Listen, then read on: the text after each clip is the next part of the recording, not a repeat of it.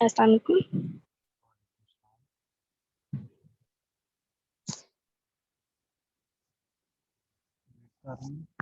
Students add हो जाए फिर क्लास स्टार्ट।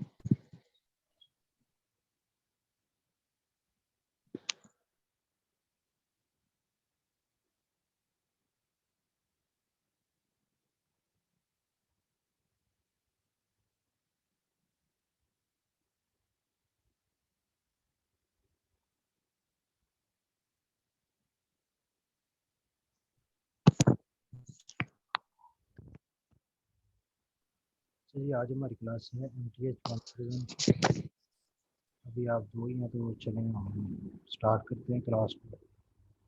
जिस तरह बाकी सब्जेक्ट की आपको वगैरह पहले बता दी गई है, इसकी भी सेम उसी तरह की ग्रेडिंग है सारी। सेम उसी तरह आपका मिड है, क्विज है,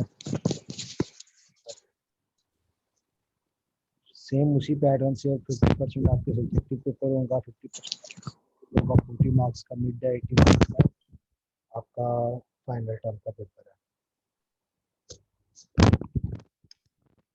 40% का मार्क्स, 30% आपके क्विज और असाइनमेंट के मार्क्स आएंगे, 30% आपके फाइनल जीपीयू के अंदर।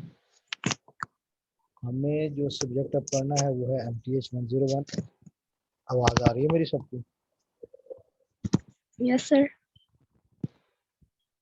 तो हमने जो पढ़ना है सर आवाज आ रही है। 101 है calculus and analytical geometry. I think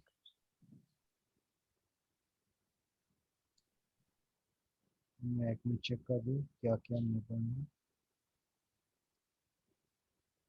जी, हमारा है कैलकुलस एंड एनालिटिकल ज्योमेट्री। तो सबसे पहले हम कैलकुलस स्टार्ट करेंगे। तो अगर मैं कैलकुलस के बारे में आपको थोड़ा सा अगर मैं बताना चाहूँ तो कैलकुलस को अगर एक लाइन के अंदर सम अप किया जाए तो किसी भी वैल्यू के अंदर जो कंटिन्यूस रेट ऑफ चेंज होता है, यानी कि एक कोई भी इंस्टेंट हो, कोई भी वेरिएबल हो जो टाइम के अकॉर्डिंगली चेंज हो रहा हो, थोड़ा थोड़ा वो फेस है, तो उसकी जो स्टडी है उसको हम कैलकुलस कहते हैं। तो जो रेट ऑफ चेंज होता है उसको हम, उसकी स्टडी को हम कैलकुलस कहते हैं और उसको हम कैलकुलेट वगैरह करते हैं। इसमें हम डिफरेंट चीज़ों को के साथ खेलते हैं।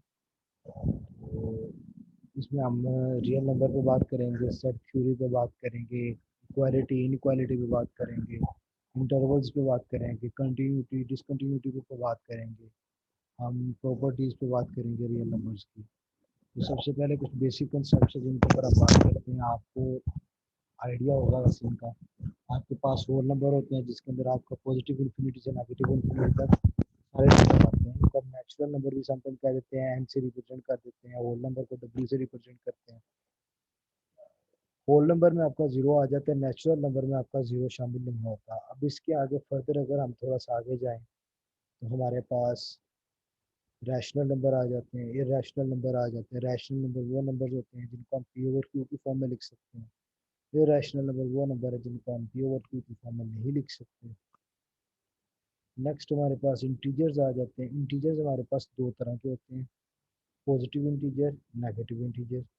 आपका जीरो से पॉजिटिव साइड वाले जितने भी नंबर होते हैं ये पॉजिटिव इंटीजर होते हैं, और दूसरी साइड वाले जो नेगेटिव साइड पे होते हैं -1 -2 ये सारे नेगेटिव इंटीजर होते हैं।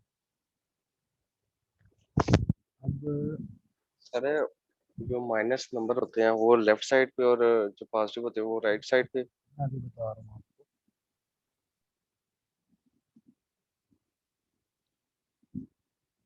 अब क्योंकि वाइट बोर्ड नहीं है, पेंट के ऊपर थोड़ा सा काम करूँगा मैं, तो वो थोड़ा सा इनअप्रोप्रिएट भी होगा, कि वो इतना खास मज़े का नहीं होगा। अच्छा जी, जितने भी नंबर होते हैं हम इनको एक नंबर लाइन सिस्टम हम कहते हैं, फिर उसको हम नंबर लाइन पे रिप्रेजेंट करते हैं।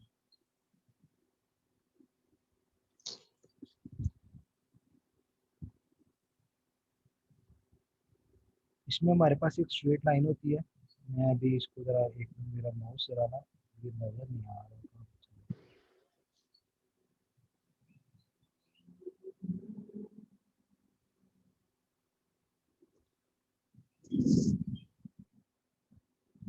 इस तरह आपके पास एक लाइन होती है, स्ट्रेट लाइन। इसको हम क्वाड्रेट लाइन भी कहते हैं और नंबर लाइन भी कहते हैं आपके पास। और ये दो तरह की होती है, एक 2 डायमेंशनल होती है, एक 3 डायमेंशनल होती है और एक 1 डायमेंशनल होती है। अगर तो आपके पास इस तरह स्ट्रेट लाइन हो और इसके ऊपर आप नंबर को रिप्रेजेंट कर रहे हो तो ये 1D होती है। इसमें आपका ये साइड पॉजिटिव होती है, ये साइड नेगेटिव होती है, और इधर यहाँ पे आपके पास एक सेंटर जरूर होता है जिसको हम जीरो से डिनोट करते हैं, उसको हम ओरिजिन भी कहते हैं। ये बात याद रखिएगा, जैसे जैसे आप इस साइड पे जाएंगे आपके नंबर की वैल्यू जो है वो बढ़ती जाएगी, नंबर बड़े होते जाएंगे। और जैसे जैसे आप इस साइड पे जाते जाएंगे आपका नंबर छोटा होता जाएगा। यानी कि यहाँ पे अगर -1 है सपोज करें और यहाँ पर -2 है, तो -2 -1 से छोटा होगा, -3 -2 से छोटा होगा, इसी तरह -4 यानी कि हर नेक्स्ट नंबर प्रीवियस नंबर से छोटा होगा।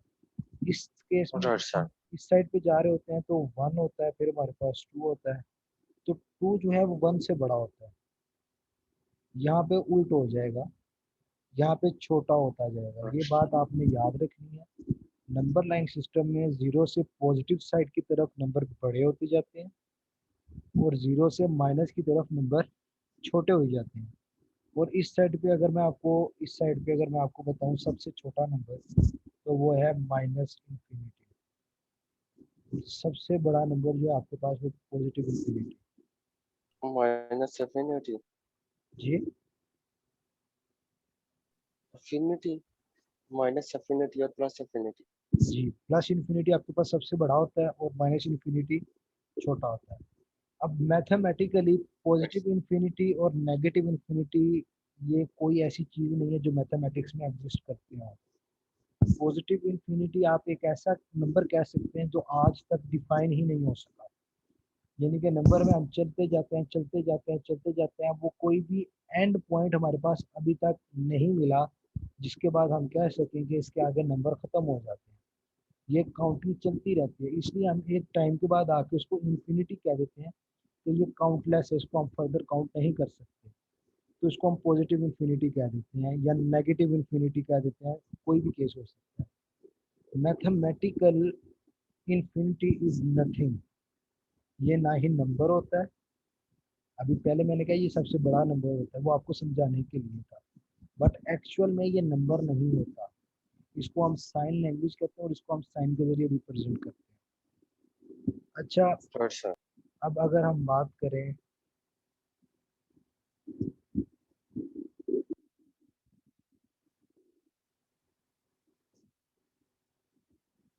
ये आपके पास सपोज करें नंबर लाइन आ जाती है, इसमें ये आपके पास 0 आ गया, 1 आ गया, 2 आ गया, 3 आ गया, 4 आ गया, 5 आ गया, 6 आ गया, 7 आ गया। इसको मैं 0 कर देता हूँ। अब नेक्स्ट अगर आप यहाँ पे चलते जाते हैं -1 -2 -3 -4 -5 -6 -1, सिक्स इस माइनस तरह सेवन। सोन चलता जाएगा। मैं अब हर एक अगर नंबर नहीं लिख रहा, इसलिए बस 1 2 3 4 5 6 7 इस तरह ही आपके पास दोनों साइड के ऊपर नंबर आते हैं। मैंने आपको बार बार बता रहा हूँ ये 1 डायमेंशनल है। या आइदर एक्स साइड पे पॉजिटिव साइड पे जाएगा या नेगेटिव साइड पे जाएगा, और ये एक्स एक्सिस के अकॉर्डिंगली होगा, इसको हम एक्स एक्सिस कहते हैं। Right sir. 1 डायमेंशनल में इसको हम एक्स एक्सिस कहते हैं, और ये या तो पॉजिटिव होगा या नेगेटिव होगा, थर्ड कोई ऑप्शन नहीं है आपके पास। और सपोज करें आपको कह दिया जाता है 2 - 5, इसको नंबर लाइन पे रिप्रेजेंट करें। तो इसको नंबर लाइन पे रिप्रेजेंट करने का क्या तरीका है? तो यहाँ पे आप काउंट करेंगे 0 1 2, एक ये आ गया आपके पास, और इधर से -5 1 2 3 4 5, एक आपके पास ये आ गया। अब क्योंकि इसके ऊपर लाइन ही लगेगी, अदरवाइज यहाँ पे ऐसे लाइन लगती है इस लाइन के ऊपर यहाँ तक।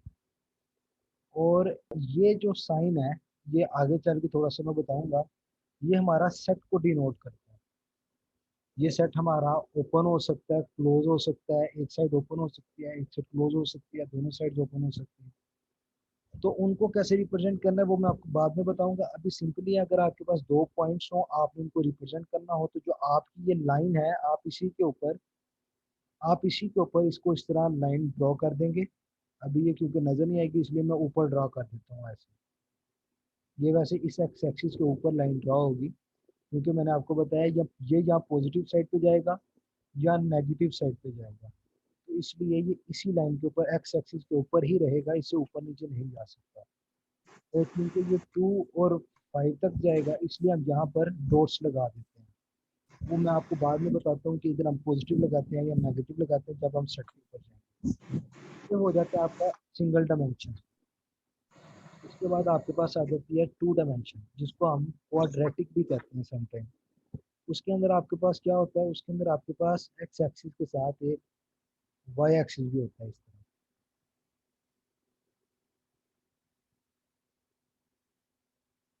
इसमें भी आपके पास दो केस होते हैं, ऊपर आपका पॉजिटिव होता है, नीचे आपका नेगेटिव होता है।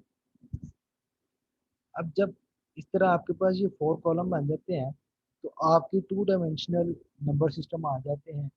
फिर जो आपका सिस्टम है उसको आप लाइन के ऊपर रिप्रेजेंट नहीं कर सकते, क्योंकि वो एक्स एक्सिस पे भी मूव कर रहा होता है, वाई एक्सिस पे भी मूव कर रहा होता है।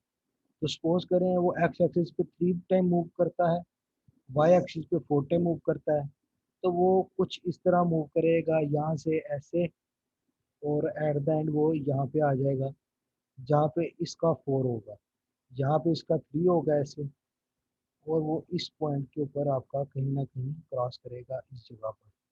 ये भी ग्राफ से नहीं बना, यहाँ से ये ऐसे कह लेना, ऐसे क्रॉस करेगा इस पॉइंट के ऊपर। इसको हम 2 डायमेंशनल कहते हैं। अब जब हम 2 डायमेंशन की बात करते हैं तो हमारे पास सर ये दोबारा समझा देंगे? उस्मान, जी सर। यहाँ पे अभी हमजा का वो पॉइंट कहाँ चला गया? अच्छा मैं बता रहा हूँ, आपके पास एक एक्स एक्सिस है, एक आपके पास वाई एक्सिस है। तो एक्स एक्सिस के केस में आइदर यहाँ पे नंबर पॉजिटिव होगा या नंबर नेगेटिव होगा, तो जी वो एक्स एक्सिस के ऊपर ही रहेगा। यानी कि आप कह सकते हैं कि अगर आप सड़क के ऊपर हैं तो यहाँ आप गाड़ी आ सकते हैं, यहाँ आप गाड़ी पीछे लेके आ सकते हैं। आप मेन रोड के ऊपर हैं, आप यहाँ आगे जाएंगे या पीछे जाएंगे, आप टर्न नहीं दे सकते। एक साइड पे ग्रीन बेल्ट है, एक साइड पे फुटपाथ है, आप कंसीडर करते हैं। तो अब आप मेन रोड के ऊपर सीधा या आगे की तरफ जाएंगे या पीछे की तरफ जाएंगे, यही कंसेप्ट है एक्स एक्सिस का। इधर या तो आप पॉजिटिव साइड पे जाएंगे या आप नेगेटिव साइड पे ऊपर जाएंगे। अब अगर बात करें 2 डायमेंशन की, तो जिस तरह आपका एरोप्लेन है, तो वो इस तरह भी जा रहा होता है और इस तरह भी जा रहा होता है, यानी कि वो ऊपर भी जी जाता है और सीधा इस तरह भी जाता है। यानी कि वो, आप उसको कह सकते हैं वो जमीन पे भी मूव करता है, वो आसमान पे भी मूव करता है। तो वो 2 डायमेंशनली मूव करता है। तो इस केस के अंदर वो एक जमीनी डिस्टेंस भी कवर करता है, यानी कि जमीन पर एक पॉइंट से दूसरे पॉइंट तक डिस्टेंस कवर करता है, और आसमान की तरफ भी एक पॉइंट से दूसरे पॉइंट तक डिस्टेंस कवर करता है। तो अगर सपोज करें आप हवाई जहाज उड़ते हुए देख रहे हैं, तो एक पॉइंट है जिसको मैं इस तरह रिप्रेजेंट कर देता हूँ। ये यहाँ से आप सपोज कर लें हवाई अड्डे से जहाज उड़ जाता है, ये एक पॉइंट है जहाँ पर जहाज आ गया। तो यहाँ तक उसने कितना, यानी कि उसका क्या पॉइंट्स है। जहाज के अंदर भी मैप्स होते हैं, वो अपनी जो लोकेशन वगैरह देखते हैं वो इसी 2 डायमेंशनल मैप से देखते हैं।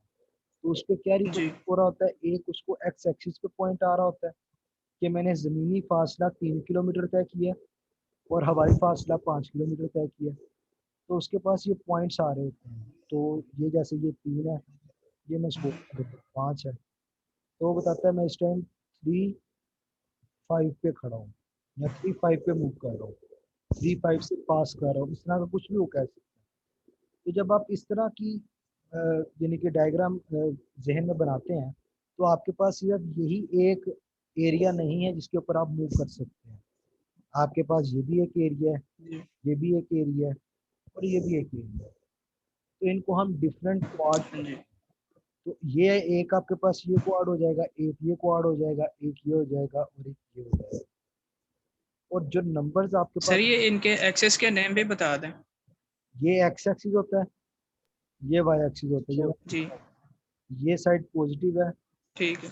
ये नेगेटिव है, ये पॉजिटिव है, ये जी नेगेटिव है। अब जब आप इसको क्वाड में चेंज थैंक यू सर। करते हैं तो ये आपके पास फर्स्ट क्वाड्रेटिक होता है, ये सेकंड क्वाड होता है, ये आपके पास जी थर्ड होता है, ये आपके पास फोर्थ होता है। ये आपने याद रखना है, जब आपको ग्राफ का कहा जाएगा, आपने ग्राफ पे रिप्रेजेंटेशन करनी है, तो ये आपने क्वाड जो है ये ध्यान से याद रखना है, आपको एमसीक्यूज में आ सकता है। आपको वो इस तरह नंबर दे देगा 2 - 5 और आपसे वो पूछ लेगा कि ये कहाँ पर लाई करता है, किस क्वाड क्वाड में लाई करता है, फर्स्ट में, थर्ड में, फोर्थ में। तो आपने कैसे जी चेक करना है, राइट यहाँ सर। पर आपका एक्स भी पॉजिटिव होगा और वाई भी आपका, क्योंकि ये पॉजिटिव है तो वाई भी पॉजिटिव होगा। इस साइड पे आपका एक्स नेगेटिव होगा, वाई पॉजिटिव होगा। इस साइड के ऊपर आपका एक्स भी नेगेटिव होगा, वाई भी नेगेटिव होगा। इस साइड के ऊपर जो फोर्थ क्वाड्रेंट है, एक्स आपका पॉजिटिव हो जाएगा, वाई आपका नेगेटिव हो जाएगा। अब अगर तो आप यानी कि वन डायमेंशन वे में काम कर रहे हैं तो ये 2 जो है ये आपका एक्स एक्स हो जाता है और -5 आपका एक्स नोड हो जाता है, इसको हम एक्स और इसको हम एक्स नोड कह देते हैं। लेकिन अगर यही आप 2 डायमेंशन में हो तो फिर ये आपका एक्स हो जाता है, ये आपका वाई हो जाता है। तो इस केस में अगर हम इसको रिप्रेजेंट करना चाहें तो एक्स हमारा यहाँ से ये 2 हो गया और -5 नीचे की तरफ आएगा, तो ये हमारा फोर्थ क्वाड्रेंट में लाई करेगा। इस तरह हम डिफरेंट ग्राफ्स को रिप्रेजेंट कर सकते हैं। इसके अंदर आप में से किसी का क्वेश्चन है तो वो मुझसे पूछ ले, फिर हम आगे फर्दर चलते हैं।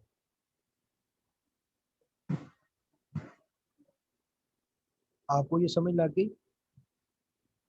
जी ये गैलेक्सी वाला जो भी है इसको समझ लग गई?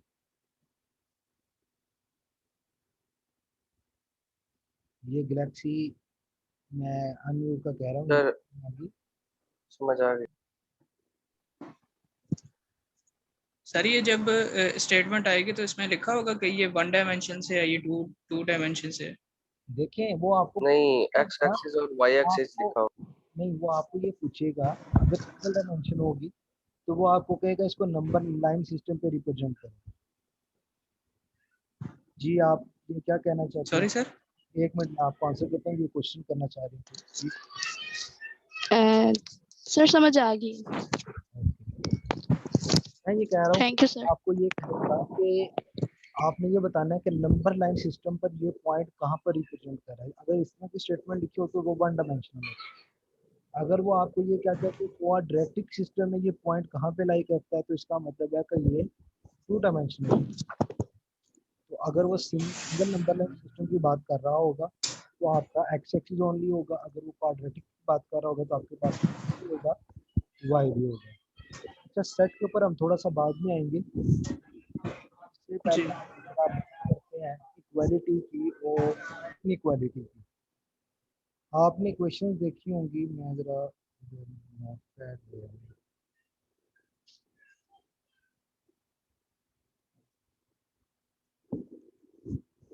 आपने क्वेश्चंस देखी होंगी, आपके पास इक्वेशन लिखी होती हैं 2x plus 3y is equal to 10। इसको हम कहते हैं इक्वेशन। और एक और चीज़ होती है जो आपके पास कुछ इस तरह लिखी होती है 2x minus 3y is less than 10। इसको हम इनइक्वालिटी बोलते हैं। दोनों के अंदर डिफरेंस क्या होता है? इसमें आपका यहाँ पर जो आंसर आएगा वो एग्जैक्टली 10 आएगा। इस केस के अंदर आपका यहाँ पर जो भी आंसर आएगा वो 10 नहीं होगा, 10 से लेस होगा। ये आपके पास डिफरेंट साइन होते हैं, less than, greater than, less than, equal to, greater than, equal to, ये 4 साइन होते हैं आपके पास। आपका अगर तो लेस देन इक्वल टू हो तो या तो वो नंबर आपका जो आंसर आएगा वो छोटा होगा या इक्वल होगा। इस सेम केस ग्रेटर देन और इक्वल टू ग्रेटर देन में होगा। अब इस इक्वेशन को तो आप सॉल्व करते आए हैं, इसको अगर मैं मजीद सिंप्लीफाई करूँ, 2x plus 3 is equal to 10 कर देते हैं। तो इसको आपने सॉल्व करना हो, आप क्या करते हैं, 2x is equal to 10 minus 3, और इधर आपके पास x is equal to 7 divided by 2। इस तरह आपके पास x की वैल्यू निकल आती है। जी लेकिन अगर यही आपके पास कुछ इस तरह की फॉर्मेट में लिखा हो तो आपने इसको किस तरह सॉल्व करना है। तो पहले तो ये बात याद रखें, पैटर्न सेम है ऑलमोस्ट, मगर कुछ स्टेप्स हैं जिसकी इनक्वालिटी में मार्क्स होते हैं। जैसे ये 3 यहाँ पर कैसे आया, हम ये कहते हैं यहाँ पे जो पॉजिटिव होता है वो दूसरी साइड पे जाके नेगेटिव हो जाता है, जबकि एक्चुअल के अंदर हम क्या करते हैं, हम बोथ साइड के ऊपर -3 ऐड करते हैं, यहाँ पर भी और यहाँ पर भी। ये -3 और +3 है जो ये 0 हो जाता है, यहाँ पहले 1 हो जाता है, और ये -3 यहाँ पे हम इस तरह लिख देते हैं। इक्वालिटी के अंदर आप अगर इस तरह नहीं भी लिखते, डायरेक्ट इसको +3 को दूसरी साइड पे ले जाते हैं तो वो वर्कआउट कर जाता है, लेकिन इन इक्वालिटी में आपका ये वर्कआउट नहीं करेगा। आप यहाँ पे लिखेंगे एडिंग -3 ऑन बोथ साइड, उसके बाद आप इसको 2x plus 3 minus 3 less than 10 minus 3 इस तरह करेंगे। उसके बाद आप इसको फर्दर अगर सोल्व करते हैं तो ये आपके पास इस तरह आ जाएगा। फिर आप लिखेंगे divide by 2 on both side, फिर आप इसको 2 से डिवाइड करेंगे तो ये आपके पास x इज लेस देन 7/2 आ जाएगा। समझ आ रही है बात? तो जब आपने इनइक्वालिटी सॉल्व यस सर। किया है तो आप इस तरह ये स्टेप्स वगैरह जो मैं लिख के बताएं आपको, ये आपने लाजमी लिखना है। आज का लेक्चर मैं यहीं पे फिलहाल रोकूंगा, इसके बाद आपके पास कुछ थ्योरम होंगे वो मैं हम फर्दर डिस्कस करेंगे। उसके बाद हम सेट की बात करेंगे, सेपरेशन की बात करेंगे, ओपन क्या होता है, क्लोज क्या होता है, इन सब चीज़ों के बारे में हम डिस्कस। सर सर ये स्टेटमेंट लिखना लाजमी है जी अगर स्टेटमेंट वैसे कर दें सोल्व? नहीं, स्टेटमेंट लिखना लाजमी है, आपने बताना है कि आप इस स्टेप के अंदर क्या कर रहे हैं, आप -3 ऐड कर रहे हैं, मल्टीप्लाई कर रहे हैं, डिवाइड कर रहे हैं, जो कुछ भी आप कर रहे हैं आपने बताना लाजमी है। ठीक है सर, थैंक यू। ठीक हो गया? किसी का कोई क्वेश्चन है तो वो मुझसे पूछ लो। सर ये इससे पहले आपने वो नंबर्स के बारे में बात की थी जी नंबर के बारे में बात की थी।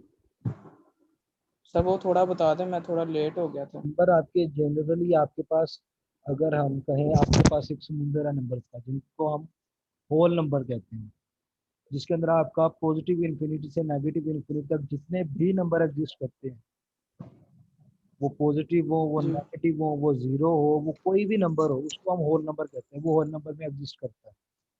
उसके बाद फिर हम उसमें से जीरो को निकाल देते हैं, क्योंकि जीरो हमारे पास, इसको हम पॉजिटिव इंटीजर कहते हैं, नॉन पॉजिटिव इंटीजर सॉरी कहते हैं, क्योंकि ये ना पॉजिटिव होता है ना जी नेगेटिव होता है, ये सेंटर पे होता है। इसको हम नॉन पॉजिटिव इंटीजर कहते हैं, माइनस में भी नहीं है, पॉजिटिव में भी नहीं है, इसलिए ना ही इसको नेगेटिव कहा जाता है ना इसको पॉजिटिव कहा जाता है, इसको नॉन पॉजिटिव इंटीजर कहा जाता है। अगर हम इसको निकाल देते हैं तो जो बाकी आपके पास नंबर बचते हैं उनको हम नेचुरल नंबर कहते हैं, यानी कि नेचुरली जो हम गिनते हैं 1 2 3 4 5 6 7 8, ये पॉजिटिव में चल जाए नेगेटिव में चल जाए, जिस तक मर्जी मर्जी चल जाए, यूजुअली हम पॉजिटिव साइड पे जी रहते हैं, इसलिए 1 से लेकर जो पॉजिटिव इंफिनिटी होती है इसको हम नेचुरल नंबर कहते हैं, एन से डिनोट करते हैं हम इसको। होल नंबर को हम डब्ल्यू से रिप्रेजेंट करते हैं। इसके बाद नेचुरल नंबर के अंदर आपके पास रैशनल नंबर आते हैं या इरेशनल नंबर आते हैं। रैशनल नंबर आपके पास वो नंबर होते हैं जिनको आप पी ओवर क्यू की फॉर्म में लिख सकते हैं। इरेशनल नंबर आपके पास वो नंबर होते हैं जिनको आप पी ओवर क्यू की फॉर्म में नहीं लिख सकते। सिंपल सी डेफिनेशन में आप स्टैंडर्ड तक नीचे से पढ़ते आए हैं, मैट्रिक में भी आपने नीचे से पढ़ी है। इसके बाद आपके पास इंटीजर्स आते हैं। इंटीजर्स आपके पास पॉजिटिव भी होते हैं, नेगेटिव भी होते हैं। तो ये सारे नंबर्स के अंदर ऐड होते हैं। जो पॉजिटिव साइड वाले सारे नंबर है वो पॉजिटिव इंटीजर कहलाते हैं, जो नेगेटिव साइड वाले नंबर है वो नेगेटिव इंटीजर कहलाते हैं। Any other question?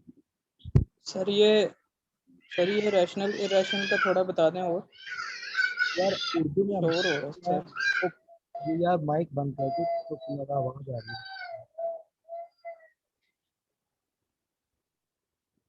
इसको हम कहते हैं बटे की शक्ल में लिखना उर्दू के अंदर, यानी कि 5 स्क्रीन को नजर नहीं आ रही, क्या आ रही है? आ रही है सर? एक नजर आ रहा है मैं जो लिख रहा हूँ? जी 5/7। इस फॉर्म के अंदर जो भी आप वैल्यू लिख सकते हैं उसको हम जी रैशनल नंबर कहते हैं। जैसे अब पाई है, जी इसकी वैल्यू होती है 3.14। 22/7 या आप कह रहे 3.14, तो ये रैशनल होता है। लेकिन अगर आप इसको ऐसे कर दें तो ये रैशनल हो जाता है, क्योंकि इसको आप ओवर की फॉर्म में नहीं लिख सकते। आप जी 2/7 को सोल्व नहीं कर सकते। उसका आप वो आंसर जो है वो सोल्व तो सॉरी कर सकते हैं, मगर आप उसको यानी कि सही फॉर्मेट में नहीं लिख सकते। आप उसको पॉइंट की शक्ल में लेके जाएंगे, उसको फर्दर आप सोल्व करेंगे, या आयोटा लिख लें जिसको हम कम्प्लेक्स नंबर कहते हैं। तो इस तरह की जो जी वैल्यू हैं उनको हम इरेशनल नंबर्स कहते हैं। सर इरेशनल वो होते हैं जो चलते जाते हैं? नहीं, वो कंटिन्यूस होते हैं। हर नंबर सिस्टम कंटिन्यूस होता है, चाहे वो होल नंबर हो, नेचुरल हो, इंटीजर हो, नॉन इंटीजर हो, सॉरी नेगेटिव इंटीजर हो, रियल हो, जो भी नंबर हो वो कंटिन्यूस होता है। उसका नंबर ठीक है सिस्टम से कोई लेना देना नहीं है। मैं आपको ये कह रहा हूँ, इसको हम P/Q की फॉर्म में लिख सकते हैं, यानी कि इस फॉर्मेट के अंदर, जी वो रैशनल है। जिसको नहीं लिख सकते उसको इरेशनल। ये सिंपल सी डेफिनेशन है। आपके पास जैसे ये अगर 2 लिखा हुआ है तो ये रैशनल है कि हाँ जी इरेशनल है? सर, ये इरेशनल है। ये रैशनल है। हर नंबर के नीचे 1 होता है जिसको हम रिप्रेजेंट नहीं करते, इसको आप 2/1 लिख सकते हैं, इसलिए ये रैशनल हाँ है। जी हाँ जी जबकि √2 जो है ये रैशनल होता है, जिसको हम सर। ओवर 1 नहीं लिख सकते, क्योंकि हम 2 को लिख हाँ जी सकते हैं, नीचे उसको नहीं हम छेड़ सकते। ये जिसको हम बटे की शक्ल में लिख लेंगे उसको हम इरेशनल नहीं कहेंगे, रैशनल कहेंगे। जिसको हम बटे की शक्ल में नहीं लिख पाएंगे उसको हम इरेशनल कहेंगे। समझ आ गई? जी सर, थैंक यू। कोई क्वेश्चन? No sir. चलें, आज की क्लास फिर यहीं पर खत्म होती है, इंशाल्लाह फिर नेक्स्ट क्लास में ठीक है सर। थोड़ी सी आपने अल्लाह स्टडी आगे हाफिज़। कर लेनी है, थोड़ा सा हम फास्ट चलेंगे आगे। ठीक है सर। अल्लाह हाफिज़। अल्लाह हाफिज़।